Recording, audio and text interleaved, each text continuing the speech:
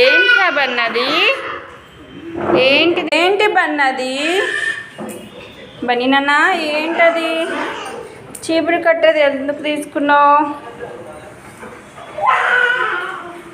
అక్కడ అన్న చూడు అన్న. బన్నీ ఏంటది నాన్న? అయ్యో చీపురు అంతా తీసేసి ఎలా ఆడుతున్నావు రా. ఇట్లా hi Revan. Hi Revan. Hi చెప్పు. ఏంటది?